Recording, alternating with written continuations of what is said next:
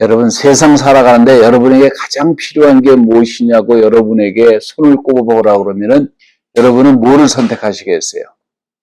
아마 인생을 아시는 분들은 특히 아마 한국 분들이 가장 인생에서 필요하다라고 하는 것은 아마 돈이라고 생각할 거예요. 그런데 누구도 이것을 말로는 하지 않습니다. 왜냐하면 세상을 다 살 만큼 살았기 때문에 그만큼 눈치가 없는 것은 아니기 때문에 그래요. 그냥 심령속 깊은 곳에서 그런 생각을 합니다. 에이, 돈이 최고지. 돈이면 다 되지. 그런데 그거 아세요? 돈 버는 사람들이 부러워하는 게 있습니다. 그게 뭡니까? 권력입니다, 권력. 돈 벌면 권력도 갖고 싶어요. 물론 돈 번 사람도 무형의 권력을 쥐고 있지만 이것으로는 부족합니다. 그래서 좀 더 큰 권력을 추구해요. 정주영 씨가 기업인으로서 그렇게 만족하지 못하고 정치에 뛰어든 이유도 바로 권력에 대한 동경이 있기 때문에 그래요. 그러나 이 사람만 뭐라고 할 수가 없어요. 왜냐하면 한국에서 보면 언론인도, 검사도, 판사도, 교수도 궁극적으로는 다 정치에 들어가려고 하는 것이 이들의 최종 목적이기 때문에 그렇습니다. 여러분, 문제가 생겨서 사람들이 감옥에 가잖아요. 유명 인사들이 감옥에 가고 비리를 저지르고 감옥에 갔을 때마다 세상 사람들을 생각하기 이렇게 생각합니다. 아, 내가 잘못했구나라는 것을 뼈저리게 느끼고 나오겠지. 이렇게 우리는 바라요. 그러나 감옥에 들어있는 사람들이 과연 그렇게 생각할까요? 저는 그렇게 생각하지 않습니다. 아마 이렇게 생각할 거예요. 아, 더 강한 권력이 필요해. 내가 더 강한 권력이 가지고 있었다면 내가 이 꼴은 안 당했을 텐데 라고 아마 생각할 것 같아요. 뭐 꼭 그러지는 않을 수도 있지만. 자, 돈 있고 권력 있는 사람들이 그러면 또 추구하는 게 있어요. 또 그게 뭘까요? 주변 사람들에게 존경받고 싶어 해요. 인정받고 싶어 합니다. 근데 이거는요, 이게 권력이 있다고 돈이 있다고 그냥 되어지는 일이 아닙니다. 세상에서 인정받는 것보다 세상에서 살아가는 것보다도 더 중요한 것이 있다면 여러분 이해가 되세요? 이 세상을 우리가 진짜로 살아가는데 정말로 중요한 것은 돈도 아니고 권력도 아니고 사랑이나 인정도 아닙니다. 우리가 진정으로 이 세상 살아가는데 필요한 것은 여러분에게 소망이 필요합니다. 소망은 하나님이 인간에게 주신 엄청난 선물입니다. 삶의 힘의 근원이고 인생에서 역경을 이겨내는 용기이고 이 소망은 우리에게 말할 수 없는 유익을 가져다 줍니다. 깊은 불행이라는 터널 속에서 소망은 터널 끝에서 나오는 빛을 제시해 줍니다. 지치고 힘들 때마다 소망은 우리에게 새로운 활력을 불어넣어 줍니다. 낙담될 때 소망은 생기를 줍니다. 주변 사람들이 당신은 끝났다고 이제 그만하라고 당신은 할 수 없다라고 얘기할 때도 소망은 앞으로 계속 전진할 수 있는 힘을 줍니다. 목적이 흐릿하고 불분명하게 보일 때에도 혼동 속에 있을 때에도 소망은 그 공포를 이기게 하는 원동력이 됩니다. 불치병 속에서 죽어가는 육신을 바라보면서도 소망이 있다면 그 병마와 싸울 수 있는 힘을 얻게 됩니다. 최악의 상태 속에서도 인생에서 소망은 하나님만이 나의 주관자라는 것을 기억하게 해줍니다. 실직의 고통 속에서도 소망은 우리에게 미래를 열어줍니다. 뒷자리를 강요당하고 당신은 조용히 하라고 침묵을 강요당한다고 할지라도 소망은 포기하지 않고 견디는 힘을 줍니다. 우리가 죽음을 직면한 가운데 있어서도 소망은 모든 것을 넘어서 희망이 있다는 것을 우리는 알고 있습니다. 상처받고 인생이 고통스럽고 꿈이 깨지고 소망처럼 우리에게 이런 가운데 힘이 되는 것은 이 세상에 아무것도 없습니다. 웹스터는 소망을 정의하기를 기대에 따르는 욕망 혹은 기대를 성취할 수 있다는 갈망이라고 정의를 내렸습니다. 이게 얼마나 중요한 말입니까? 우리가 삶 속에서 이것이 없다면 살아있을 이유가 없어져요. 소망이 없다면 운동선수들이 그렇게 운동만을 포커스해서 할 수가 없습니다. 소망이 없다면 결혼 생활을 지속할 이유가 없어집니다. 자녀에 대한 소망이 없어지면 어머니들이 그렇게 희생할 수가 없어요. 사람들의 변화에 대한 소망이 없다면 목사님들이 설교할 필요가 없겠죠. 소망이 없다면 노총각과 노처녀가 더 이상 맞선 볼 이유가 없죠. 소망이 없다면 불치병에 걸린 사람들은 치료받을 이유가 없습니다. 전쟁에서 승리한다는 소망이 없다면 군인들이 목숨을 걸고 싸울 이유가 없어집니다. 변화에 대한 소망이 없다면 우리가 투표를 할 이유도 없고, 내일에 대한 소망이 없다면 오늘 현실에서 내가 인내하며 견딜 이유가 없습니다. 소망이 없다면 우리는 막가는 인생을 살 수도 있을 거예요. 왜 인생에서 전과자가 나옵니까? 왜 살다가 이혼을 합니까? 왜 직장에서 사표를 던집니까? 왜 사람들이 자살을 합니까? 왜? 소망이 없기 때문에 그래요. 왜 새로운 그런 사업을 시작하려고 합니까? 왜 새롭게 직장에 도전합니까? 왜 새롭게 삶을 시작하려고 그래요? 왜? 소망이 있기 때문에. 내가 다시 새롭게 시도하면은 무엇인가는 이루어질 것 같은 소망이 있기 때문에, 한 번 더 하면 될 것 같은 소망이 있기 때문에 사람들이 시작을 합니다. 소망은 희생을 감수하게 하고 인내하게 만들고 우리가 묵묵하게 앞으로 전진하는 힘을 줍니다. 소망은 단지 있어도 그만 없어도 그만 그런 것이 아니라 우리의 삶에 근원적인 힘을 주는 것이 소망입니다.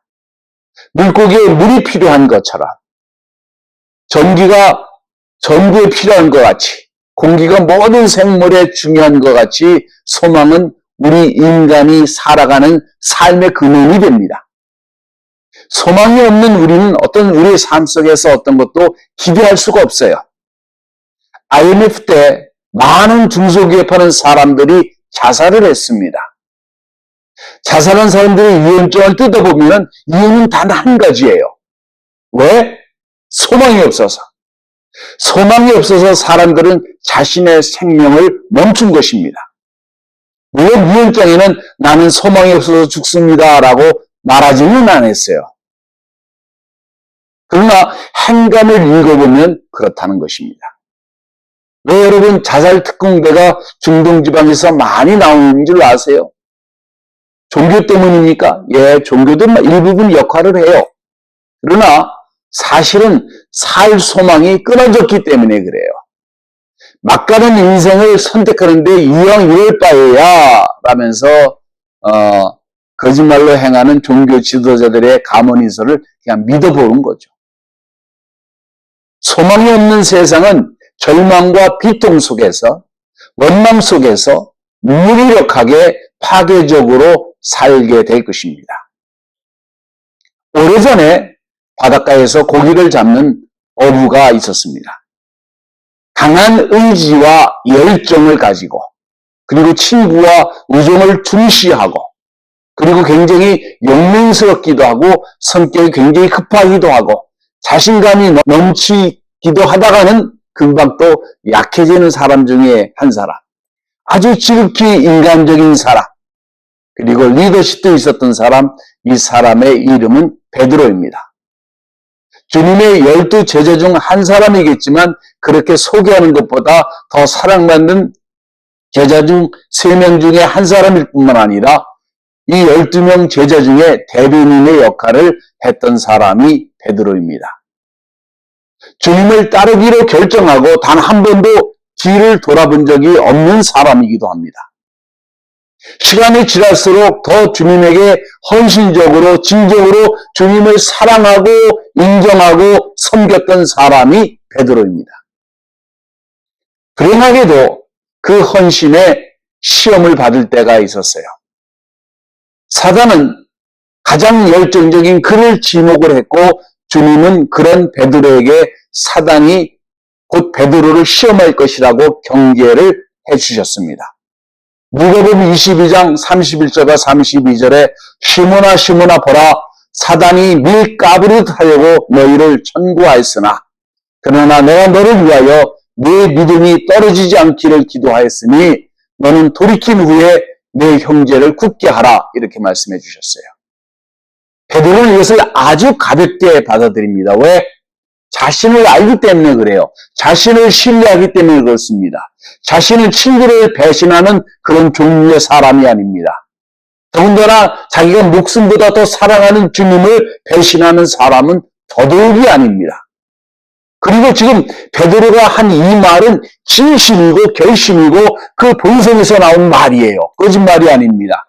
누가복음 22장 33절에 저가 말하되 주여 내가 주와 함께 오게도 죽는데도 가기를 준비하였나이다. 저는요 감옥 갈 준비도 되어 있고 죽을 준비도 다 되어 있습니다. 주님께서 응답하십니다. 34절에 베드로야 내가 네게 말하노니 오늘 닭 울기 전에 네가 3번 나를 모른다고 부인하리라 하십니다.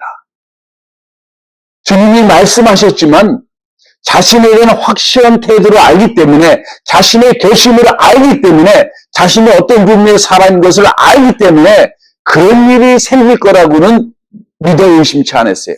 조금도 믿지를 않았습니다. 주님의 경고를 받았지만은 자신을 경계하고 두려운 마음으로 성령님의 도우심을 바라면서 기다려야 했지만 사단의 역사를 막아달라고 기도를 했어야 했지만은 그는 자신을 신뢰했습니다. 자신의 의지를 믿었어요. 자신의 살아온 경험을 확신했습니다. 자신의 성품을 믿었어요. 속에서 이렇게 생각했을 것입니다. 주님, 사람 잘못 보셨습니다. 이것이 베드로의 생각이고 판단이었어요. 그리고 그런 생각을 가지고 있던 베드로에게 그 밤에 일이 생깁니다. 무력하게 잡혀가시는 예수님을 바라보면서 쫓아갔다가 그만 3번씩 예수를 부인을 합니다.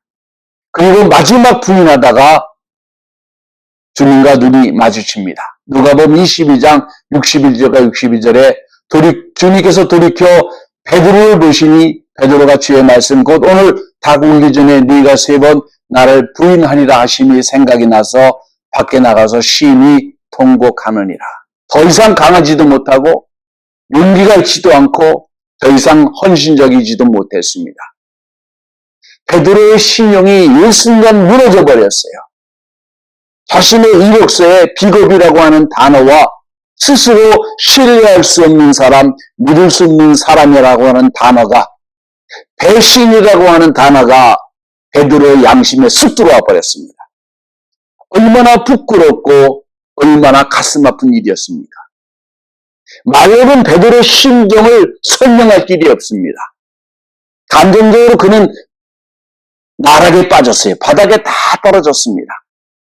그가 가지고 있던 주님을 위해서 살겠다는 소망이 일시에 다 사라져버렸어요.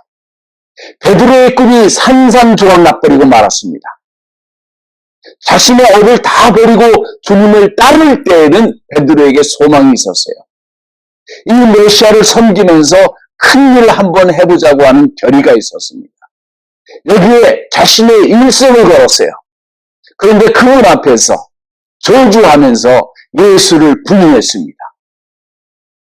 가장 그분이 필요한 순간에 아무도 그분과 함께한 사람이 없는 그 순간에 그분의 힘과 위로가 필요한 그 순간에 그분의 면전에서 그분을 저주하면서 부인했습니다.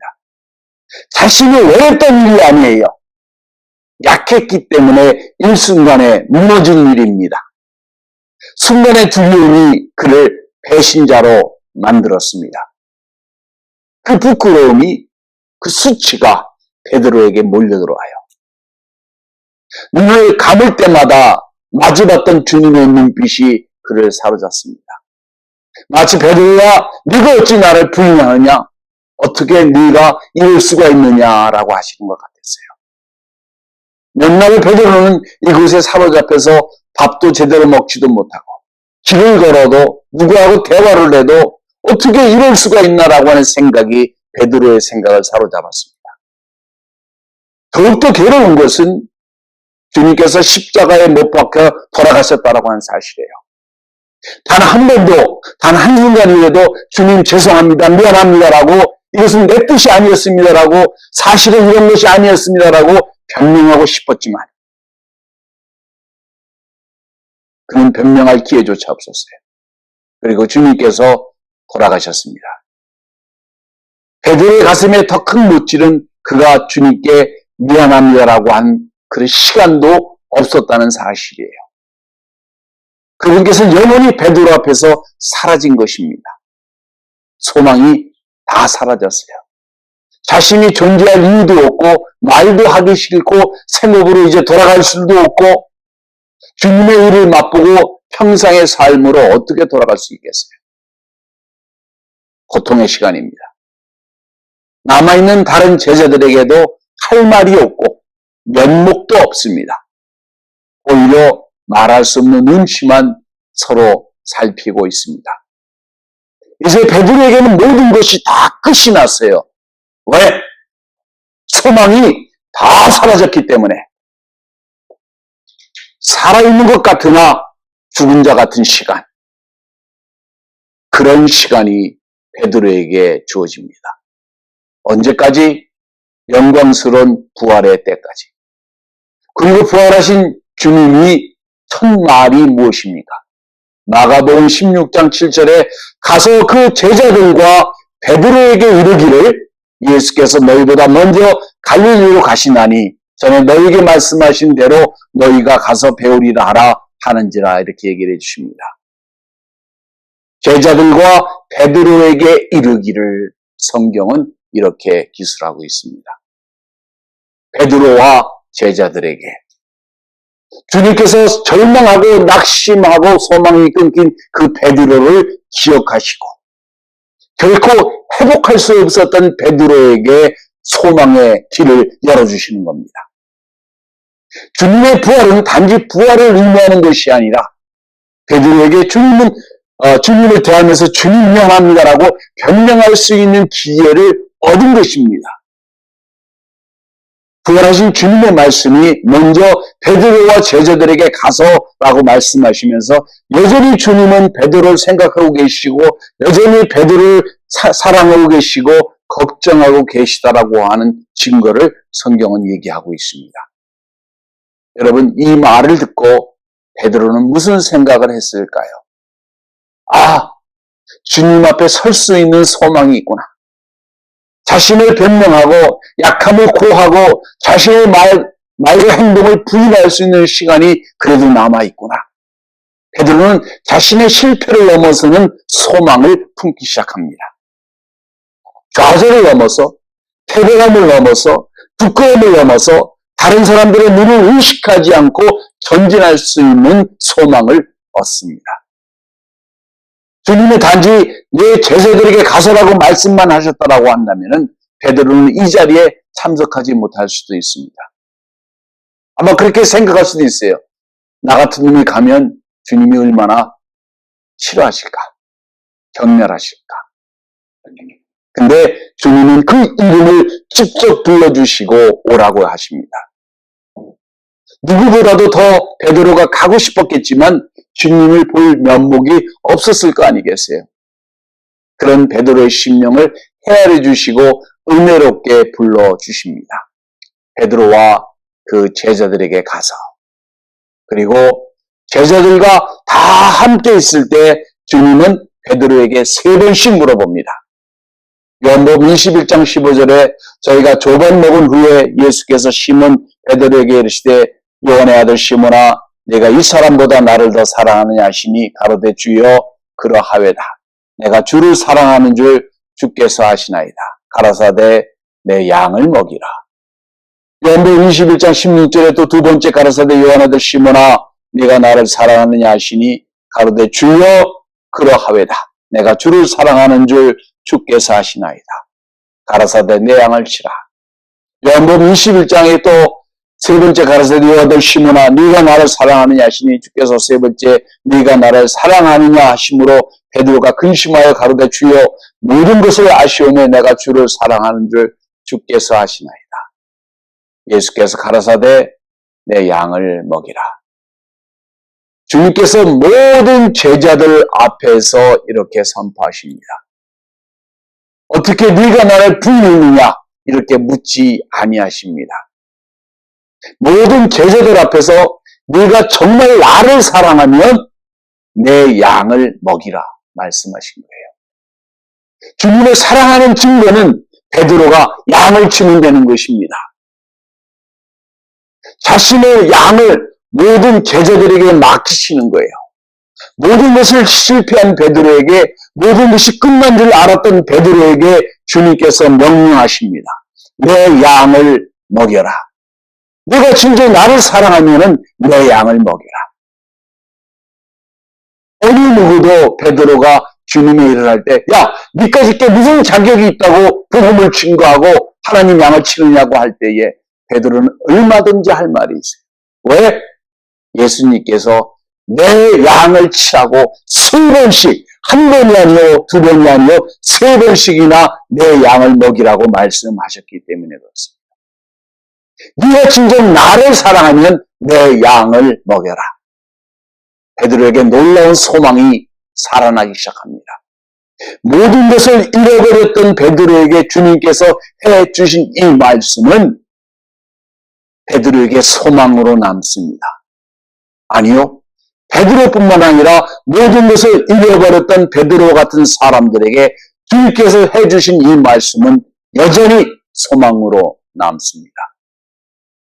이런 소망을 체험한 베드로가 소망을 노래한다면 결코 놀라운 일이 아닙니다. 나중에 베드로가 흩어진 성도들 위해 글을 쓰면서 소망을 노래합니다. 베드로전서 1장 3절에 찬송하니로다 우리 주 예수 그리스도의 아버지 하나님이 그 많은 궁일하신 대로 예수 그리스도의 죽은 자 가운데서 부활하심으로 말미암아 우리를 거듭나게 하사 산 소망이 있게 하시며 이렇게 얘기하십니다. 산 소망이 있게 하시며 초반 그 실패는 나중에 초대교회를 세우는데 아주 큰 힘을 발휘합니다. 실패한 후에도 그의 지도력은 완전히 달라지고 사람이 변화됩니다. 전설에 의하면 실패한 새벽 시간마다 일어나서 새벽 기도를 시작한 사람이 베드로라는 말이 있습니다. 자신의 부족함을 인식하고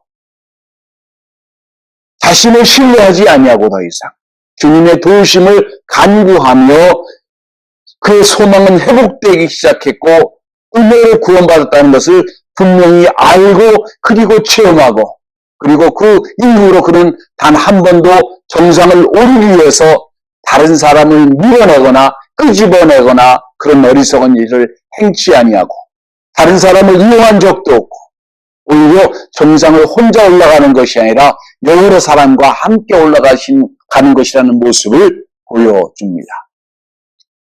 유진 피러슨이라고 하는 작가가 이렇게 씁니다. 베드로가 힘을 사용하는 위치에 서서 그 힘을 사용하는 것을 연구해 보면 힘 자체보다 더 인상적인 것이 있습니다. 그는 다른 사람들의 관심에서 벗어나려고 합니다. 자신에게 주신 힘을 남용하거나 자랑하지도 않습니다. 이유는 자신이 온전히 주님 발 앞에 엎드렸기 때문에 그렇습니다. 자신의 대중성을, 자신의 힘을, 다른 사람을 지배하는 그런 위치를 자신을 높이기 위해서 주님의 이름을 사용하는 것을 버린 지 오래된 것입니다. 그는 이것을 포기했습니다. 많은 사람들은 베드로와 같은 위치에서 항상 타락을 합니다. 그러나 그는 달랐습니다. 베드로는 항상 새벽에 새롭게 시작하기 때문에 그렇습니다. 여러분, 베드로가 변한 이유는 무엇이에요? 절망 속에서 산 소망을 체험했기 때문에 그렇습니다. 여러분에게 무엇을 말할 수는 없습니다. 다만 제 자신에게 말할 수 있습니다. 주님께서 베드로를 절망 가운데 항상 새롭게 시작하게 하신 것 같이 저도 날마다 무엇인가 새롭게 해야 된다는 것을 압니다. 여러분의 인생의 여정 속에서, 인생의 질곡 속에서 힘들고 지치고 오늘로 내 모든 것이 다 끝났다고 생각하는 그 가운데 있어서도 여러분에게 소망이 있다는 사실을 알고 계십니까? 왜 주님께서는 베드로에게 소망을 노래하게 하셨습니까? 왜 베드로에게 소망을 노래하도록 하셨습니까? 왜 절망 속에 있는 베드로에게 소망 가운데로 부르셨습니까? 주님은 실패한 베드로를 부르신 것 같이 절망 속에 있는 여러분을 부르시려고 하시는 주님의 뜻이 계시기 때문에 그렇습니다. 여러분 이것을 바라보시기 바랍니다. 네 성숙을 넘어서는 마음속에 쓰라린 상처를 넘어서는 여러분의 약점을 극복하는 불만족을 극복하는 정식을 극복하는 현실을 극복하는 영원한 소망을 가지고 여러분의 실패를 통해서 오히려 더 여러분의 소망이 확고하게 되어지고 한 사람의 증언을 통해서 우리의 소망이 얼마나 풍부한지 그리스도 안에 있는 우리의 소망이 우리가 어떠한 일을 겪든지 간에 얼마나 우리에게 소망이 넘치는지를 베드로가 노래하는 것을 우리는 들을 것입니다. 소망이 무엇인지 듣고 또 듣고 또 듣고 우리는 듣게 될 것입니다. 여러분에게 이 시간에 진정 필요한 것은 여러분의 인생에서 진정으로 필요한 것은 돈도 권력도 명예도 아닙니다. 여러분 한 사람이 가지셔야 되는 것은 바로 소망입니다. 상처를 치유할 수 있는 것도 꿈을 다시 세우는 것도 무너진 것을 회복하는 것도 절망 가운데에서도 저주 가운데에서도 미움 가운데에서도 증오 가운데에서도 돌이킬 수 없는 실패 가운데에서도 오늘 우리가 호흡하는 동안에 진정으로 필요한 것은 예수 안에 있는 소망뿐입니다. 여러분의 소망을 회복하시길 바랍니다. 여러분의 소망을 새롭게 품으시기를 바랍니다. 과거에 현재 어떤 일이 어떻게 여러분에게 전개되어지든 간에 영원한 소망, 그리스도 안에 있는 소망을 품으시는 여러분 되시기를 예수의 이름으로 축원합니다. 기도하겠습니다. 주님, 감사와 찬송과 영광을 아버지 앞에 돌립니다. 절망 가운데 있는, 낙심 가운데 있는, 좌절 가운데 있는, 더 이상 앞일이 보이지 않는 가운데 있는 저희들 가운데 날마다 베드로를 새롭게 해주신 것처럼 저에게도 새로운 소망을 불어넣어 주옵시고 아버지의 영광을 바라보게 하옵시며 아버지 하나님 죽은 자도 살리시는 모든 것을 가능케 하시는 여호와의 능력으로 우리를 새로운 소망으로 인도하시고 이끌어 주옵소서. 감사와 찬송과 영광을 아버지 앞에 돌리며 예수님의 이름으로 기도합니다. 아멘.